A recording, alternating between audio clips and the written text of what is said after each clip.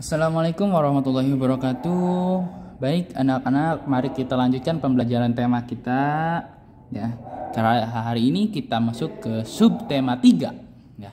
Kode kehormatan Praja Muda Karana ya. Nah, sebagai anggota siaga. Nah, kalian ini termasuknya anggota siaga ya. Kenapa? Karena dari rentan umur berapa kemarin? Umur 7 sampai 10 tahun, yaitu termasuk anggota pramuka siaga. Ya. Kita lihat di sini, Dinda tentu hafal Dwi Satya dan Dwi Dharma Pramuka. Dwi Satya dan Dwi Dharma Pramuka merupakan kode kehormatan berupa janji yang harus dilaksanakan oleh anggota pramuka siaga dengan baik dalam kehidupan sehari-hari ya. Dalam siaga itu ada yang namanya Dwi Satya dan Dwi Dharma. Nanti ketika penggalang ada yang namanya Tri Satya dan Dasa Dharma ya. Nah, sekarang kalian belajar Dwi Satya dan Dwi Dharma terlebih dahulu ya. Nah, kata Dwi Satya itu berasal dari bahasa Sanskerta ya. Dwi Satya berarti dua dan Satya berarti janji. Jadi Dwi itu adalah dua dan Satya berarti janji. Berarti Dwi Satya itu adalah apa? Adalah dua janji. Nanti ketika kalian kelas 4 belajar Tri Satya berarti Tri itu apa? 3. Satya itu janji berarti 3 janji. Nah, sekarang kalian belajar tentang Dwi Satya yaitu dua janji ya. Nah, Dwi Satya itu merupakan kode etik anggota pramuka muda golongan siaga yang berusia antara berapa? 7 sampai 10 tahun ya.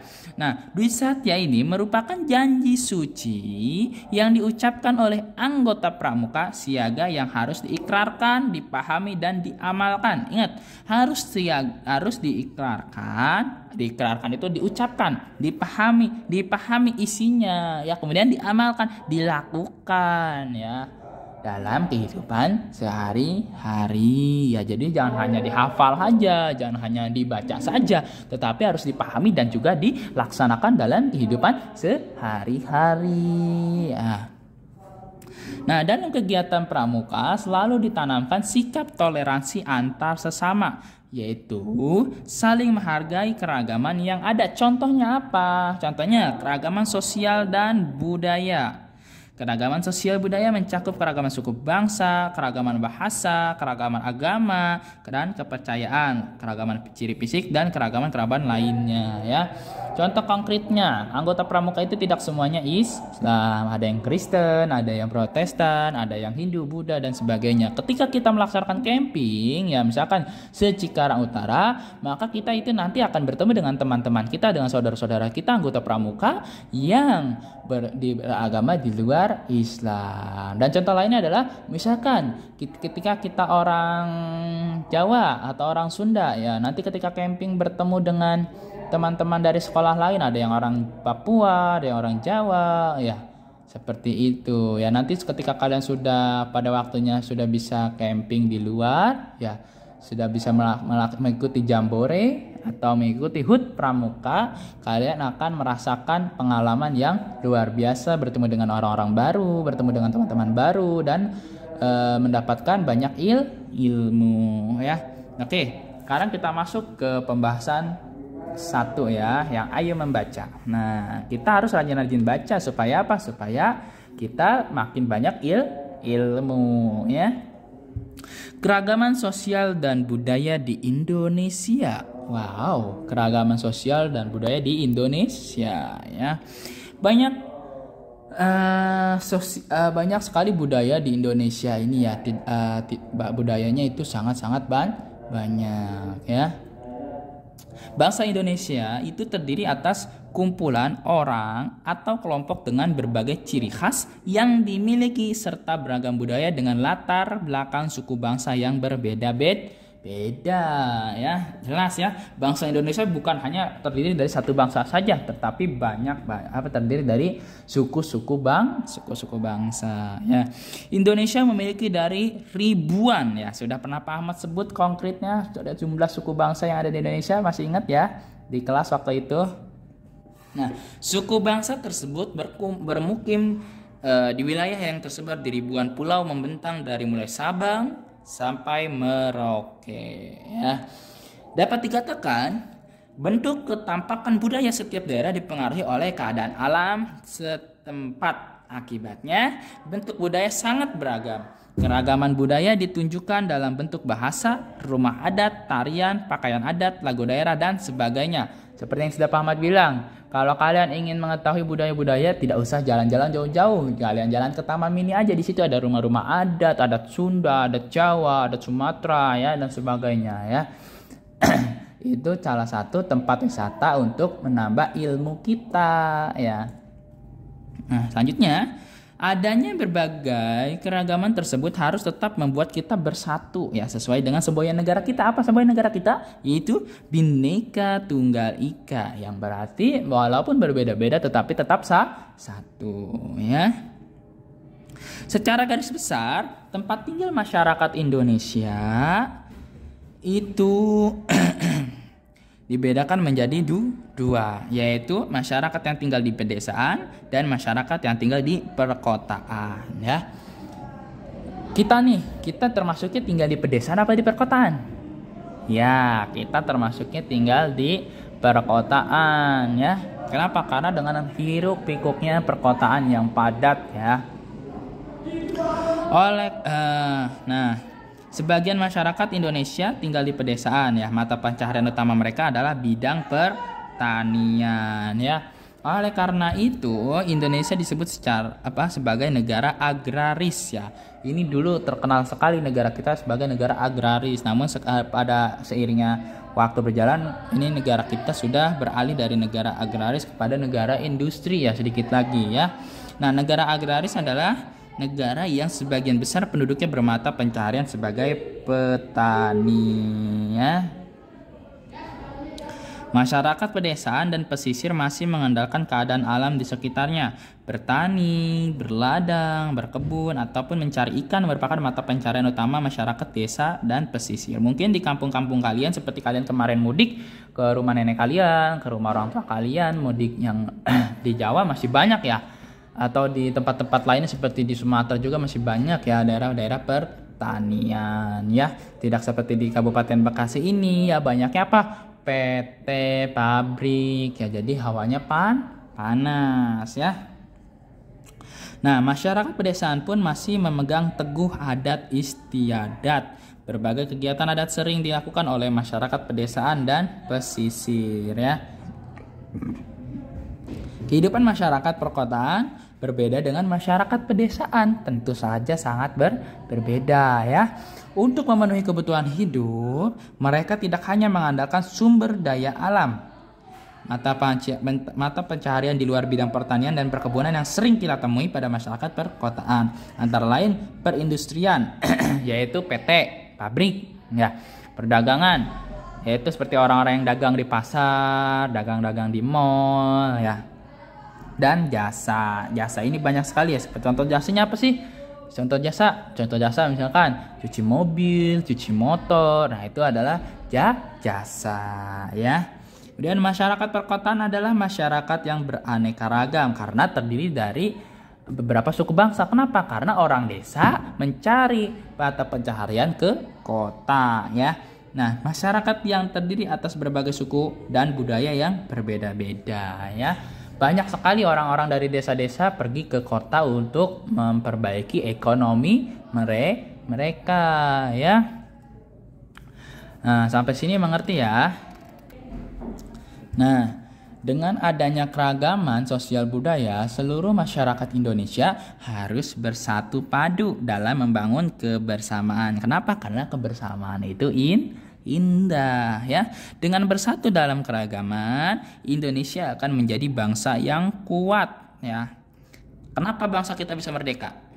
Karena bangsa kita bersatu, ya. Kalau bangsa kita tidak bersatu, kita tidak akan bisa mengusir para penjajah pada tahun 1945, ya. Kenapa 1945 kita bisa merdeka? Karena tahun-tahun sebelumnya itu Indonesia sudah mulai bersatu. Suku Sunda, suku Jawa, suku Batak, dan suku-suku lainnya itu bersatu untuk demi kemerdekaan negara kita, yaitu negara apa? Indonesia, atau kita sebut sebagai NKRI, Negara Kesatuan Republik Indonesia, ya.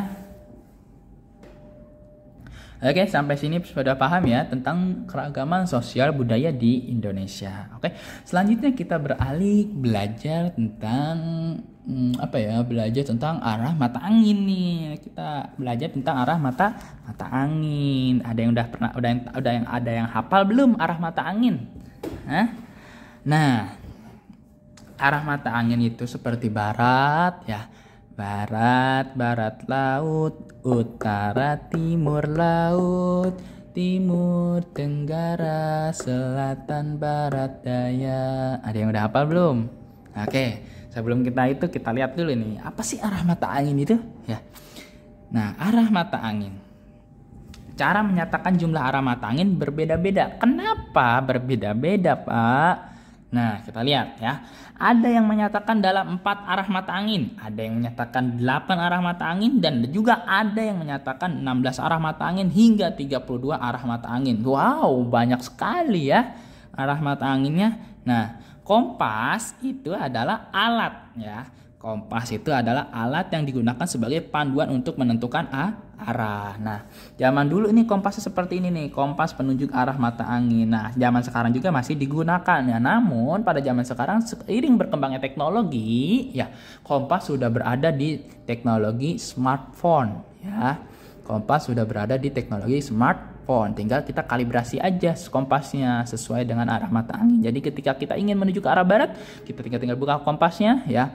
Insya Allah kita akan diarahkan ya.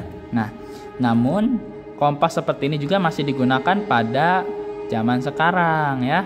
Nah, jarum kompas selalu menunjuk ke arah utara dan selatan ya. Nih kita lihat nih, jarum kompas nih selalu menunjuk ke arah utara dan selatan ya. Hal ini dikarenakan jarum kompas merupakan sebuah magnet. Magnet dari apa? Dari kutub utara dan kutub selatan ya.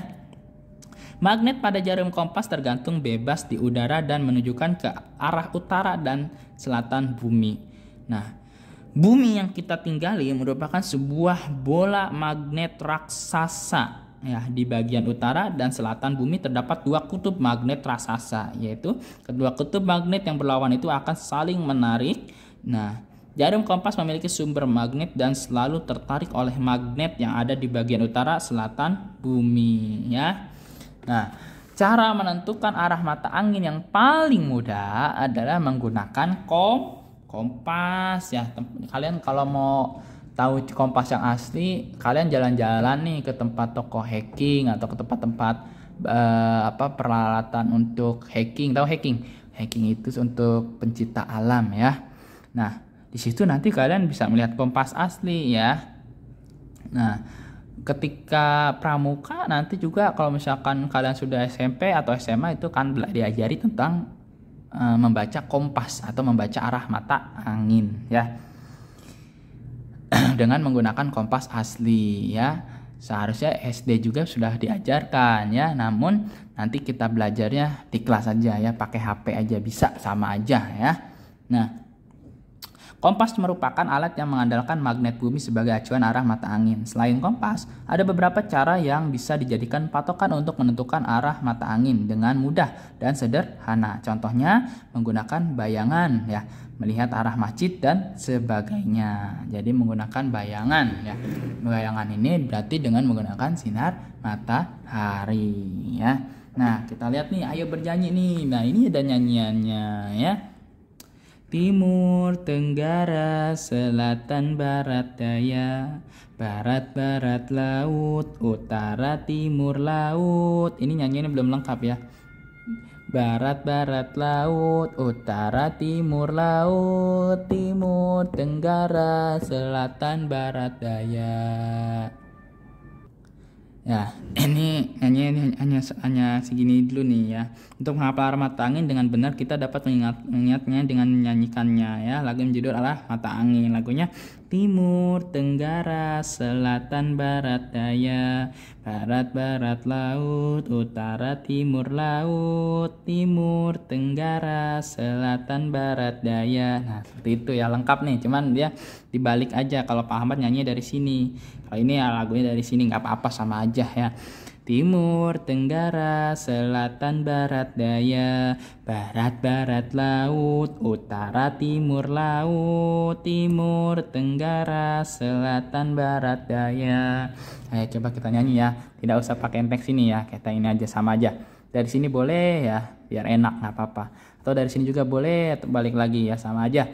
Timur, tenggara, selatan, barat, daya, barat, barat, laut, utara, timur, laut, timur, tenggara, selatan, barat, daya, barat, barat, laut, utara, timur, laut, timur, tenggara, selatan, barat, daya. Nah, untuk praktekannya nanti ketika tatap muka Bapak kasih tahu mana sih arah barat, mana sih arah barat, mana sih arah barat laut, utara mana, timur laut mana, timur, tenggara, selatan, barat, daya. Nah, itu gampang sekali ya. Nanti kalau kita tatap muka, itu gampang sekali dipraktikannya. Pasti seru sambil dinyanyikan ya.